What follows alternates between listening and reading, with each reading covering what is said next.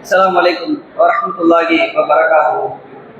إن الحمد لله نحمده ونستعينه ونستغفره ونعوذ بالله من شرور أنفسنا ومن سيئات أعمالنا. من يهده الله فلا مضل له ومن يضلل فلا هادي له. وأشهد أن لا إله إلا الله وأشهد أن محمدا عبده ورسوله. أما بعد فقد قال الله تعالى في القرآن العظيم والفرقان المجيد: فأعوذ بالله من الشيطان الرجيم. بسم الله الرحمن الرحيم. يا أيها الذين آمنوا اتقوا الله حق تقاته ولا تموتن إلا وأنتم مسلمون. يا أيها الذين آمنوا اتقوا ربكم الذي خلقكم من نفس واحدة وخلق منها زوجها وبث منهما رجالا كثيرا ونساء واتقوا الله الذي تساءلون به والأرحام إن الله كان عليكم رقيبا.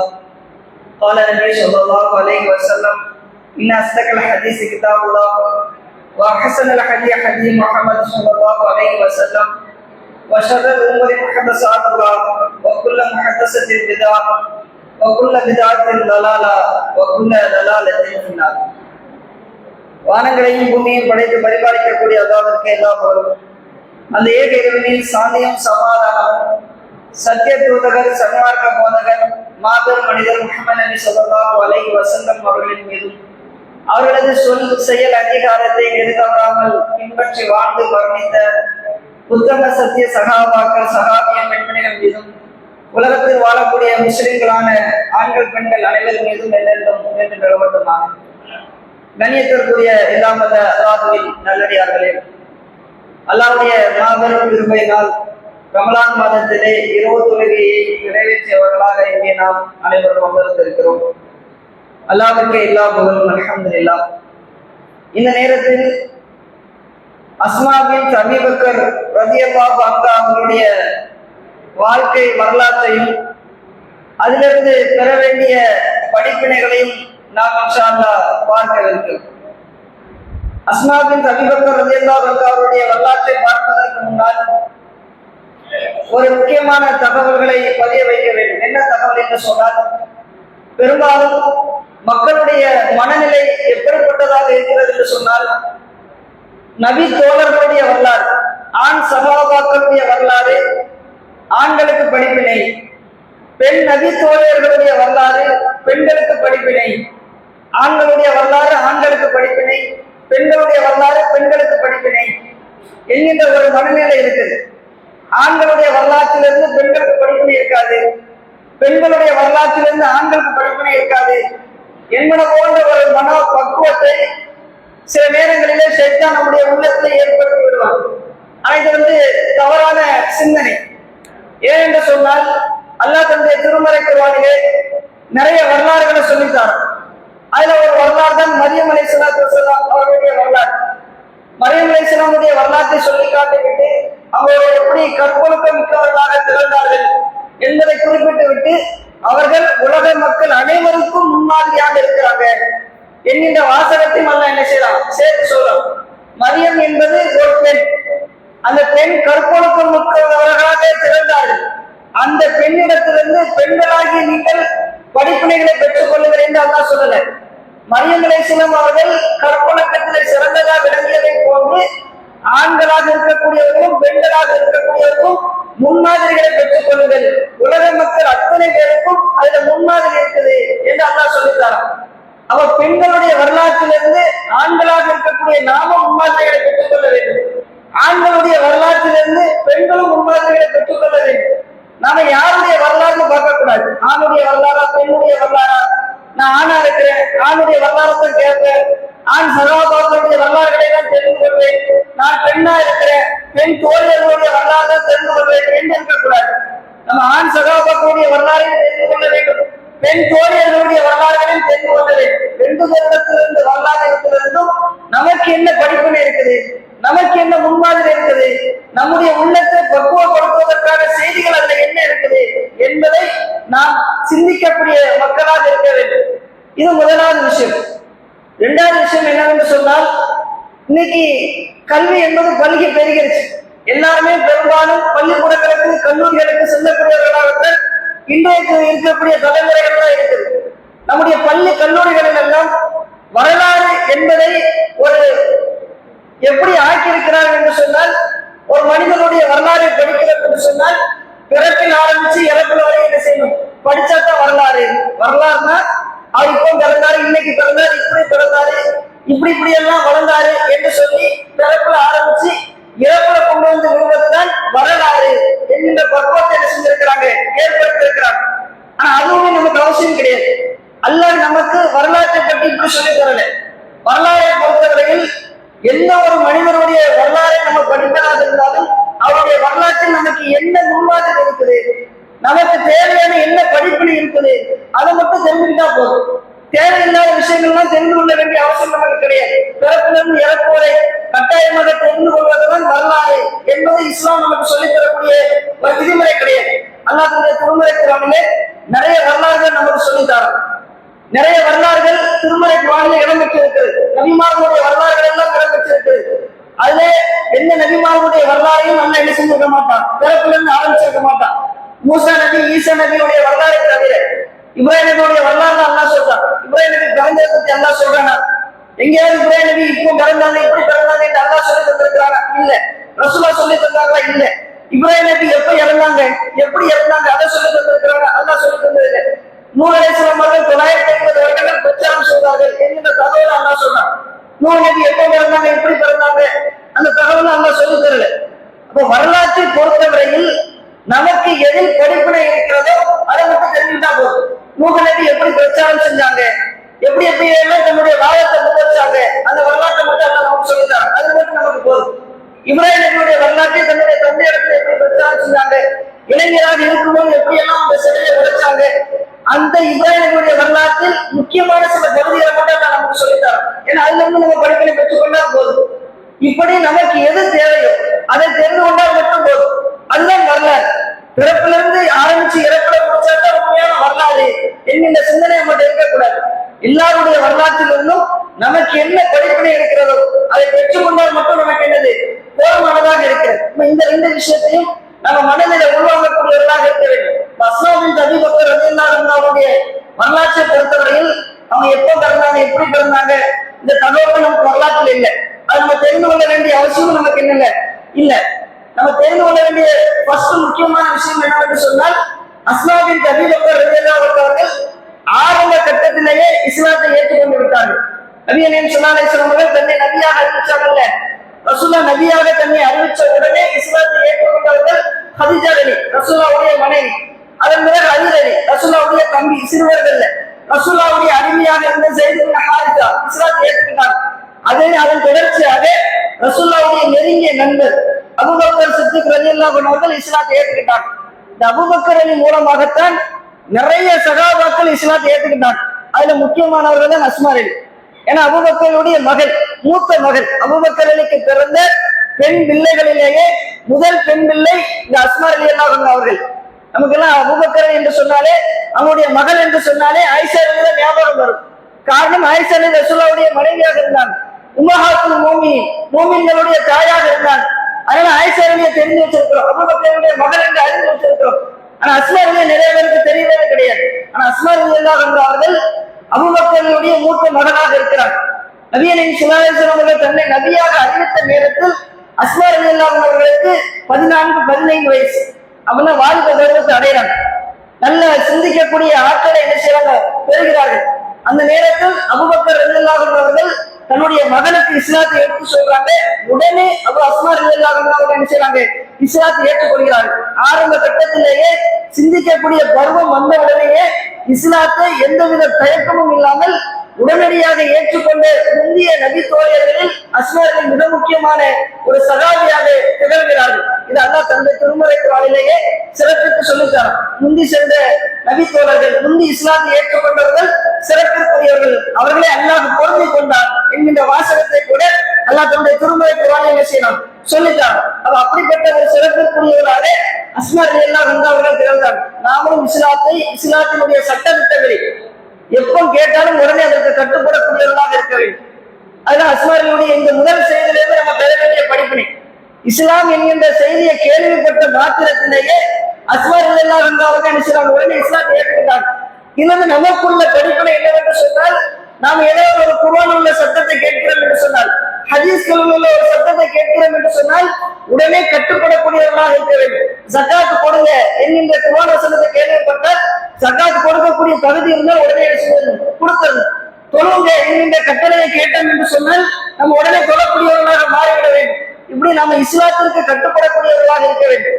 இது முதலாவதாக நம்ம அஸ்மாரியுடைய வரலாற்றிலிருந்து பெறக்கூடிய முக்கியமான படிப்பனையாக இருக்கிறது.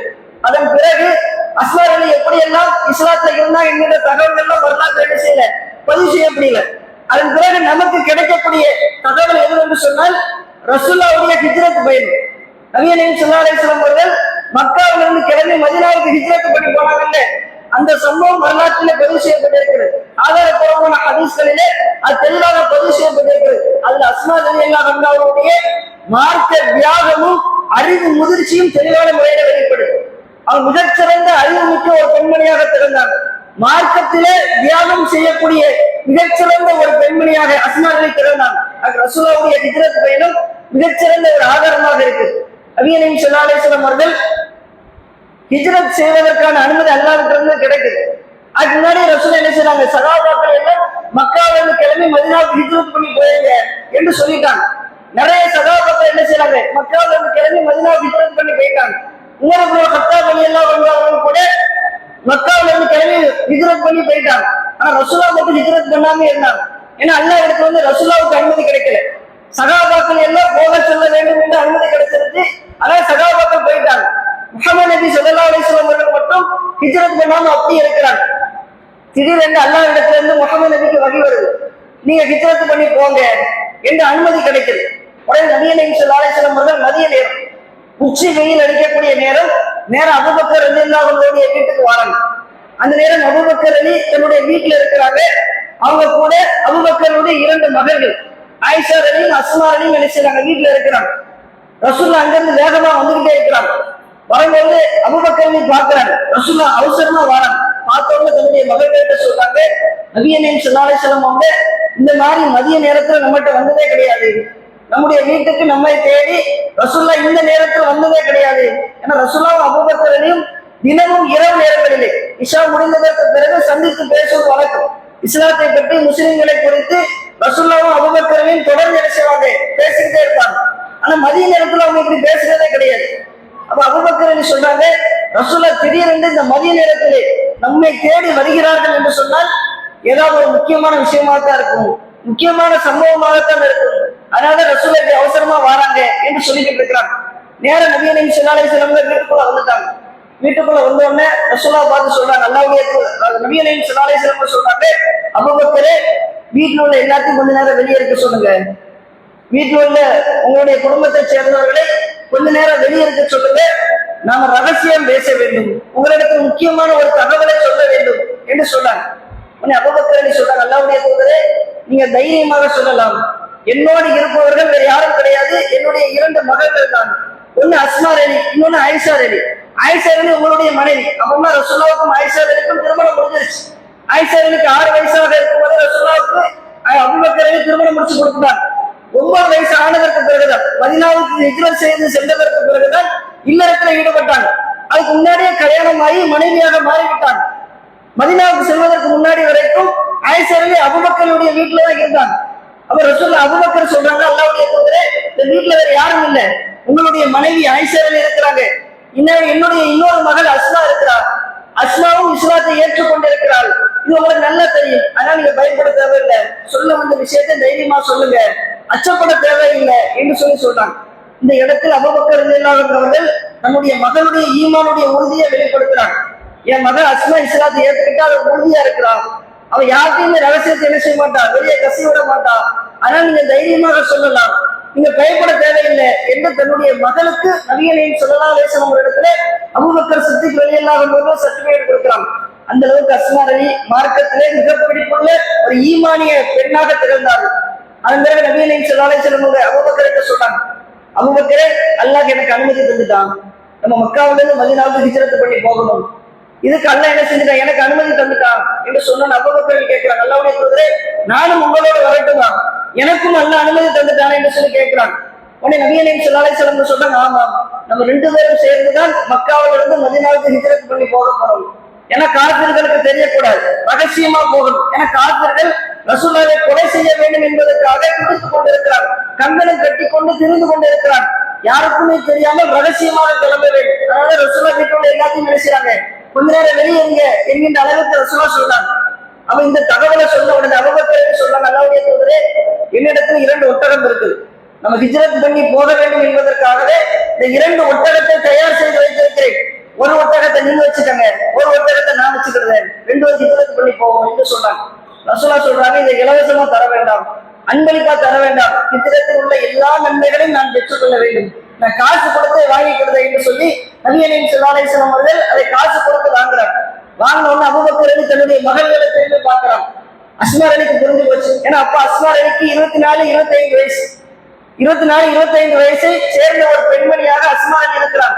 இந்த சம்பவத்தை எல்லாம் பார்த்தவுடன் அஸ்மா அலிக்கு புரிஞ்சு போச்சு. உடனடியாக அஸ்மா அலியும் ஆயிஷா அலியும் சேர்ந்து இவர்கள் பயணம் செய்வதற்கு உண்டான எல்லா வேலைகளையுமே செய்யலாம். சமையலுக்கு தேவையான எல்லா ஏற்பாடுகளையும் செய்துவிட்டு சாப்பாடு தயாரிக்கிறாங்க, தண்ணீரை தயாரிச்சு வைக்கிறாங்க. தயாரிச்சு வைத்தது நம்முடைய காலத்தில் இருக்கிறது மாதிரி தூக்குவாளி அது போன்ற பாத்திரங்கள்லாம் ரசூலுல்லாஹ் காலத்துல கிடையாது. நபிகள் ஸல்லல்லாஹு அலைஹி வஸல்லம் அவர்களுடைய காலத்தில் இருந்த ஒரே பாத்திரம் தோல் பை தான். தோல் பைக்குள்ளதான் சாப்பாடு போட்டு வச்சுக்கிடுவாங்க, தோல் பைக்குள்ளதான் தண்ணீரை ஊற்றி வச்சுக்கிடுவாங்க. உடனே அஸ்மா என்ன செய்றாங்க, சாப்பாடு தயாரிச்சு முடிச்ச உடனே ஒரு தோல் பை எடுக்கிறாங்க. அந்த தோல் பையில ஃபுல்லா உணவத்திக்கு போட்டு நிரப்பி வைக்கிறாங்க. சாப்பாடு ஃபுல்லா என்ன செய்றாங்க, போட்டு நிரப்பி வைக்கிறாங்க. இன்னொரு தோல் பை எடுக்கிறாங்க, அந்த தோல் பையில தண்ணீரை ஊற்றி வைக்கிறாங்க. ஏன்னா பயணம் போறாங்க, சில நாட்கள் பயணமாக இருக்கும், வெயில் சுட்டரிக்கக்கூடிய ஒரு வேலையாக இருக்கும். அதனால பயணத்துல சாப்பாடுவதற்கு தேவையாக இருக்கும் என்பதற்காக ஒரு தோல் பையின் உணவையும் இன்னொரு தோல் பையில் தண்ணீரையும் ஊற்றிக்கொண்டு தயாரிச்சு வைக்கிறாங்க. வச்சா தோல் பையை கெட்டணுமே, இல்லாட்ட கொட்டி கீழே வந்துடும், நாசமா போய் வீணா போயிடும். அந்த தோல் பையை கட்டுவதற்கு கயிறுகளை தேடி தேடி பார்க்கிறாங்க.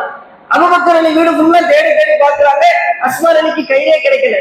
உடனே தன்னுடைய தந்தையிட்ட வந்து சொல்றாங்க, என்னுடைய தந்தையே அபூபக்கர் அவர்களே, இந்த உணவு பையையும் இந்த தண்ணீர் பையையும் கட்டுவதற்கான கயிறு என்று கிடைக்கல, வேற ஒன்று என்ன இருக்குது என்று அபூபக்கர் கேட்கிறாங்க. எதையாவது வச்சு கட்டி ஆகணும், ரசூலுல்லாஹ் பாதுகாப்பாக மக்காவிலிருந்து மதீனாவிற்கு கொண்டு போய் சேர்த்து ஆகணும், என்னவாவது செய்யணும், உன்ட வேற என்ன இருக்குது என்று பார் என்று சொன்னாங்க.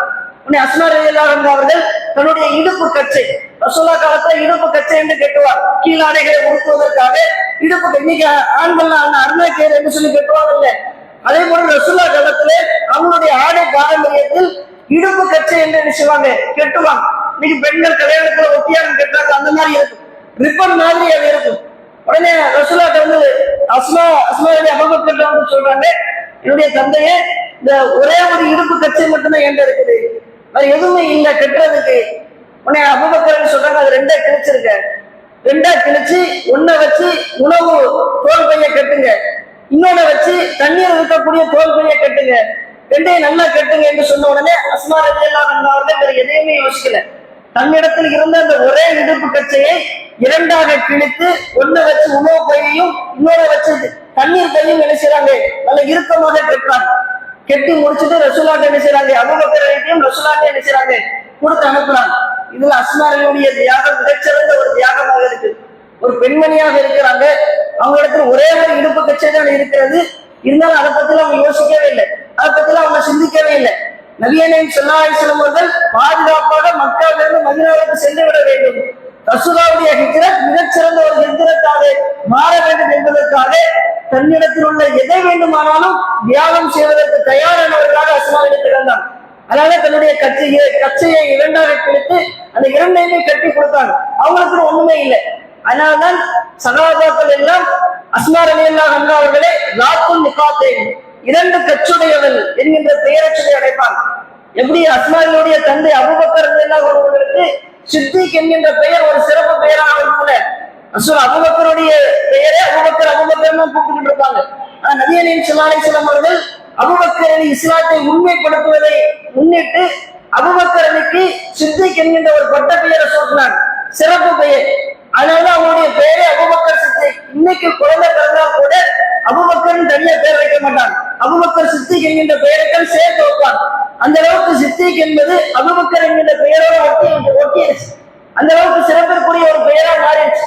இது அபூபக்கரில் பெற்றுக்கொண்ட ஒரு சிறப்பு பெயர். எப்படி தந்தை சிறப்பு பெயரை பெற்றுக்கொண்டார்கள், மார்க்கத்திற்காக தியாகம் செய்து மார்க்கத்துல ஈடுபாடோடு இருந்து இப்படி சிறப்பு பெயரை பெற்றுக்கொண்டார்களோ, அதே போன்று அபூபக்கருடைய மகளான அஸ்மா ரலியல்லாஹு அன்ஹா அவர்களும் ஜாத்துன் நிகாத்தேன், இரண்டு கச்சுடையவள் என்கின்ற சிறப்பு பெயரை பெற்றுக் கொண்டார்.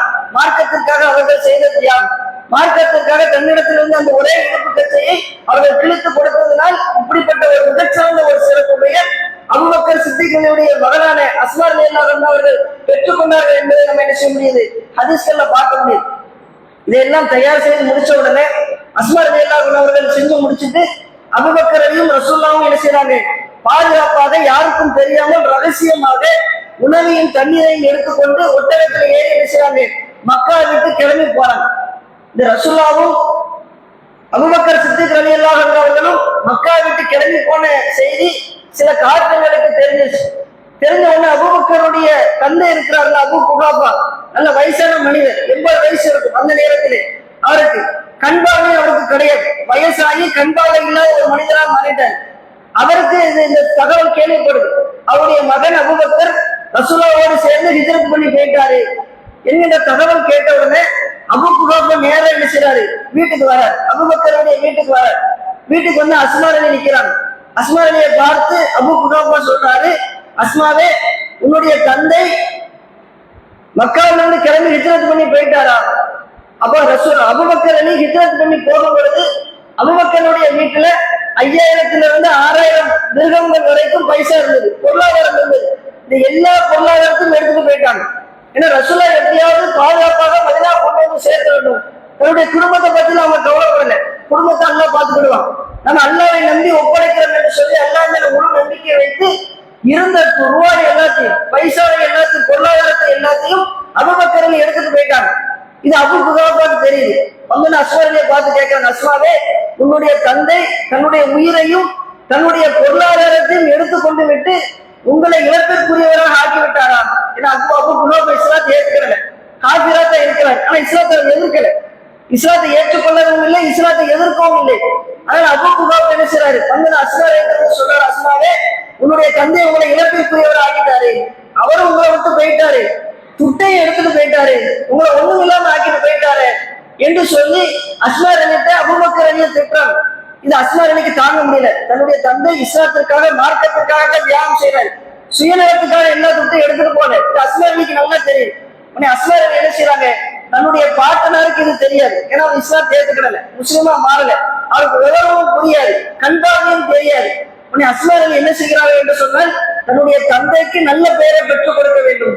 ஏன்னா அவருடைய பாட்னர் தந்தையை திட்டார், அதனால தந்தைக்கு நல்ல பெயரை பெற்றுக் கொடுக்க வேண்டும் என்று சொல்லி முடிவு செய்து நேர வீட்டை விட்டு வெளியே வராங்க. சின்ன சின்ன கற்களையா பொறுக்கி எடுக்கிறாங்க. ஏன்னா ரசூல்லா காலத்துல இன்னைக்கு நம்ம ரூபா நோட்டு வச்சிருக்கிறோம்ல, 100 ரூபா நோட்டு, 1000 நோட்டு, இந்த மாதிரி ரூபா நோட்டு வச்சிருக்கோம். இந்த மாதிரி ரூபா நோட்டு ரசூல்லா காலத்துல கிடையாது. ரசூல்லா காலத்துல முழுக்க முழுக்க நாணயங்கள் தான். நம்ம 1 ரூபாய் 2 ரூபாய் இந்த மாதிரி நாணயம் வச்சிருக்கோம்ல, இந்த மாதிரி நாணயம் தான் ரசூல்லா காலத்துல இருக்கும். உடனே அஸ்மா ரலி என்ன செய்றாங்க, சின்ன சின்ன கற்களையா பார்த்து பொறுக்கிறாங்க. நாணயம் மாதிரி இருக்கக்கூடிய கற்களை எல்லாம் பார்த்து பொறுக்கி எடுத்துட்டு பாருங்க வீட்டுக்கு வராங்க. அபூபக்கர் ரலி தன்னுடைய வீட்டுல ஒரு சின்ன பொந்து இருக்கு, அந்த பொந்துக்குள்ளதான் துட்டு எல்லாத்தையும் வைப்பாங்க, பொருளாதாரத்தை எல்லாத்தையும் என்ன செய்வாங்க, அந்த பொந்துக்குள்ளதான் வைப்பாங்க. உடனே அஸ்மா ரலி என்ன செய்றாங்க, அந்த கற்களை எல்லாத்தையும் எடுத்துட்டு அந்த பொந்துக்குள்ள வைக்கிறாங்க. பொந்துக்குள்ள வச்சுட்டு ஒரு சின்ன துணியை தூக்கி அதுக்கு மேல போட்டு மூடி வைக்கிறாங்க. மூடி வச்சுட்டு நேர தன்னுடைய பாட்டனார்ட்ட வராங்க. வந்து அபூ குஹாஃபா வந்து சொல்றாங்க, பாட்டனார் அவர்களே, இங்க வாங்க, என்னுடைய தந்தை எல்லாத்தையும் எடுத்துட்டு போயிட்டார் என்று சொல்லி நீங்க திட்டுறீங்க, ஆனா என்னுடைய தந்தை எல்லாத்தையும் எடுத்துட்டு போகல, என்னுடைய தந்தை நமக்கு தேவையான பொருளாதாரத்தை விட்டுட்டு தான் போயிருக்காரு, அவர் இழப்பிற்குரியவராக நம்மளை விட்டுட்டு போக மாட்டாரு, வாங்க என்று சொல்லி கையை பிடிச்சி அழைச்சிட்டு போவாங்க. ஏன்னா அபூ குஹாஃபாவுக்கு கண்ணு தெரியாது, கண் பார்வை கிடையாது. நேரம் அவருடைய கையை பிடிச்சி அழைச்சிட்டு போய் எந்த பொருளுல பைசா இருக்குமோ அந்த பொருளுல கையை வச்சு காட்டுறாங்க. மேல துணியை போட்டு மூடி வச்சிருக்காங்க, கீழே கண்ணு இருக்கு, மேல துணியை போட்டு மூடி வச்சிருக்காங்க. அந்த கையை மேல வச்சு காட்டுறாங்க. வச்சு பார்த்தோன்னா அவரு தடவி தடவி பாக்குறாரு, துட்டு இருக்குன்னு நினைச்சிட்டாரு. நினைச்சிட்டு சொல்றாரு, அஸ்மாவே, உன்னுடைய தந்தை நல்ல தந்தை தான், நம்மளை இழப்பிற்குரியவராக விட்டுட்டு போகல, நமக்கு தேவையானதை விட்டுட்டு தான் போயிருக்காரு என்று சொல்லி அபூபக்கர் ரலியை புகழ்றாங்க. அஸ்மா ரலியல்லாஹு அன்ஹா அவர்கள் எந்த அளவுக்கு அறிவு முக்கிய ஒரு பெண்மணியாக, அந்த நேரத்தில் இப்படிப்பட்ட ஒரு சிந்தனை வரணும்ல, இப்படிப்பட்ட ஒரு யோசனை வரணும்ல, தன்னுடைய பாட்டனாரை சமாளிக்கணும், தந்தைக்கு நல்ல பேரை வாங்கி கொடுக்கணும், பாட்டனாருக்கு மன கஷ்டத்தை தந்திருக்கிறார், ஏன்னா இஸ்லாத்தை ஏற்றுக்கிறது. இந்த தகவலை தெரிஞ்சுக்கிட்டா இஸ்லாத்தை கூட கொஞ்சம் வெறுக்க ஆரம்பிச்சுடுவாரு. அவர் இஸ்லாத்தை வெறுக்கக்கூடியவராக மாறிவிடக்கூடாது, அவருக்கு மன கஷ்டம் ஏற்பட்டு விடக்கூடாது என்பதற்காகவும் தன்னுடைய தந்தைக்கு நல்ல பெயரை எடுத்துக் கொடுக்க வேண்டும் என்பதற்காகவும் அஸ்மா ரலியல்லாஹு அன்ஹா அவர்கள் இப்படிப்பட்ட ஒரு அழகான நாடகத்தை அரங்கேற்றுள்ளார். இந்த அழகான நாடகத்தை அரங்கேற்ற வேண்டும் என்று சொன்னால் அறிவு இருந்தால்தான் முடியும். அஸ்மா ரலியல்லாஹு அன்ஹா அவர்கள் அப்படிப்பட்ட அறிவுமிக்க ஒரு சிறந்த பெண்மணியாக திகழ்ந்தார்கள் என்பதை இந்த சம்பவம் நமக்கு அழகான முறையில படம் எடுத்து காட்டும். இந்த சம்பவம்லாம் நடந்து முடிஞ்சதற்கு பிறகு கொஞ்ச நேரம் கழிச்சு காஃபிர்களுடைய தலைவர்கள் எல்லாம் கோவப்படுறாங்க. ஏன்னா ரசூல்லா கிளம்பி போயிட்டாங்க, அபூபக்கர் தான் கூட்டிட்டு போயிட்டாரு என்று சொல்லி கேள்விப்பட்ட உடனே நேர அபூபக்கருடைய வீட்டுக்கு வராங்க. Abu Jahl, Abu Lahab, Utba, Shaiba காஃபிர்களுடைய பெரும் பெரும் தலைவர்கள் இவங்க எல்லாரும் என்ன செய்யறாங்க, அபூபக்கருடைய வீட்டுக்கு வந்து வீட்டு கதவை தட்டுறாங்க. வீட்டு கதவை தட்ட வீட்டுக்குள்ள யார் இருக்கிறா? அபூபக்கர் இல்ல, ஆண்கள் யாருமே இல்ல, உள்ள அஸ்மா ரலி தான் இருக்கிறாங்க. அஸ்மா ரலியை கதவை திறக்கிறாங்க. வெளியே பார்த்தா காஃபிர்களுடைய தலைவர்கள் இருக்கிறாங்க. உடனே என்னன்னு கேட்கும் பொழுது காஃபிர்களுடைய தலைவர்கள் எல்லாம் கோபத்தோடு நிற்கிறாங்க. அந்த கோபத்தோடு நின்று அஸ்மா ரலியை பார்த்து கேட்கிறாங்க, அஸ்மாவே உங்களுடைய தந்தை எங்க? ஏன்னா இது அஸ்மா ரலிக்கு பார்த்த உடனே தெரிஞ்சிச்சு அவங்க கோபத்தோடு வந்திருக்கிறாங்க. தந்தை கையில கிடைச்சா உண்டு இல்லாம பண்ணிடுவாங்க, ரசூலுல்லாஹை கொலை பண்ற ஒரு எண்ணத்தோட வந்திருக்கிறாங்க. இது எல்லாமே அவங்கள பார்த்த உடனே அஸ்மா ரலிக்கு தெரிஞ்சிச்சு. கோபத்தோட அபூ ஜஹல் கேட்கிற, அஸ்மாவே உங்களுடைய தந்தை எங்க, அபூபக்கர் எங்க என்று சொல்லி மிரட்டி கேட்கிறான். அஸ்மா ரலி பதட்டமே படல, தைரியமாக நின்று அந்த காஃபிர்களுடைய தலைவர்கள் சொல்றாங்க, இப்போ இந்த நேரத்தில் என்னுடைய தந்தை எங்க இருக்கிறான்னு தெரியாது. அஸ்மா ரலி பொய் சொல்லல, எப்படிப்பட்ட ஒரு லாபகமான பதிலை சொல்றாங்க. ஏன்னா கிளம்பி போயிட்டாங்கன்னு எனக்கு தெரியும், எங்க கிளம்பி போறாங்கன்னு தெரியும், ஆனா அந்த நேரத்துல எங்க இருக்கிறாங்க எப்படி இருக்கிறாங்க என்று தெரியாதுல. அதான் அஸ்மா ரலி சொன்னாங்க, இந்த நேரத்தில் என்னுடைய தந்தை எங்க இருக்கிறாங்கன்னு தெரியாது என்று சொன்னவன அபூ ஜஹலுக்கு கடுமையான கோவம் வந்து அஸ்மா ரலியுடைய கண்ணத்துல ஓங்கி அடையிறான். ஏன்னா அவன் மூர்க்கன் தானே, காஃபிராக இருக்கிறான், கடுமையான மோசமானவர். சுமையார் அலிக்கெல்லாம் கடுமையான துன்பத்தை கொடுத்தவர்கள், அப்துல்லாஹ் ரலியல்லாஹு அன்ஹுவுக்கெல்லாம் கடுமையான துன்பத்தை கொடுத்தவர்கள் தான் இந்த காஃபிர்களுடைய தலைவர்கள். அஸ்மா ரலியின் கண்ணத்துல ஓங்கி அடைக்கிறான். காதுல போட்டிருந்த அந்த தோடு அருந்து கீழே விழுது, அந்த அளவுக்கு கடுமையா அடிக்கிறான். அந்த அடியையும் வாங்கி கொண்டு அஸ்மா ரலியல்லாஹு அன்ஹா ஒரு வார்த்தை கூட பேசல. என்னுடைய தந்தை கிளம்பி போயிட்டாரு, 2 மணிக்கு கிளம்பிருக்காரு, அவங்க ரசூலுல்லாஹ் இப்படி கிளம்பி போயிருக்காங்க, இது இதெல்லாம் கொண்டு போயிருக்கிறாங்க, இன்னென்ன பிளான் எல்லாம் பண்ணிருக்கிறாங்க, இந்த வழியில எல்லாம் போட வேண்டும் என்று பேசி வச்சிருக்கிறாங்க. இது எல்லாமே அஸ்மா ரலிக்கு தெரியும். இது எல்லாமே அஸ்மா ரலி முன்னாடிதான் திட்டம் திட்டப்பட்டது. ஆனா எந்த தகவல்களையும் அஸ்மா ரலி காஃபிர்களுடைய தலைவருக்கு சொல்லவே இல்லை. நீ அடிக்க போறீங்கன்னா அடிச்சுக்க, கொலை போறீங்கன்னா கொலை பண்ண போறீங்கன்னா கொலை பண்ணிக்க, என்ன செஞ்சாலும் நான் ரசூலுல்லாஹ்வுடைய ரகசியத்தை சொல்ல மாட்டேன், என்னுடைய தந்தையும் ரசூலுல்லாஹ் ஹிஜ்ரத் பண்ணி போன விஷயத்தை அவன் சொல்லவே மாட்டேன் என்கின்ற தைரியத்தோடு வெறும் பெண்மணியாக இருந்து கொண்டு காஃபிர்களுடைய தலைவர்கள் கூட்டம் அத்தனை பேரும் வந்து மிரட்டி கேட்டும் அதற்கு அஞ்சாமல் பயப்படாமல் தன்னுடைய தந்தையையும் நபியையும் ஸல்லல்லாஹு அலைஹி வஸல்லம் அவர்களை காப்பதற்காக உயிரை கொடுப்பதற்கு கூட தயாரானவர்களாக அஸ்மா ரலியல்லாஹு அன்ஹா திகழ்ந்தார்கள் என்பதை இந்த சம்பவம் நமக்கு தெளிவான முறையிலே படம் எடுத்து காட்டும். இந்த அளவிற்கு அஸ்மா ரலியல்லாஹு அன்ஹா அவர்கள் மார்க்கத்திற்காக தியாகம் செய்யக்கூடியவர்களாகவும் தைரியத்தோடு காப்புகளை எதிர்த்து நிற்கக்கூடியவர்களாகவும் அறிவுமிக்க ஒரு முதிர்ச்சி அடைந்த ஒரு பெண்மணியாகவும் திகழ்ந்தார்கள் என்பதை இந்த சம்பவங்களை எல்லாம் நமக்கு தெளிவான முறையிலே படம் எடுத்து காட்டியிருக்கிறது. இதுல இருந்து நம்ம பெறக்கூடிய இந்த படிப்பனைகளை எல்லாம் பெற்றுக்கொண்டு நாமும் அது போன்ற ஒரு சிறந்த பெண்மணியாக மாற வேண்டும் என்று கேட்டு இன்ஷா அல்லாஹ் வரக்கூடிய நாட்களிலே அடுத்தடுத்த படிப்பனைகளை பார்ப்போம் என்று சொல்லிக்கொண்டு என்னுடைய இந்த உரையை முடிவு செய்கிறேன்.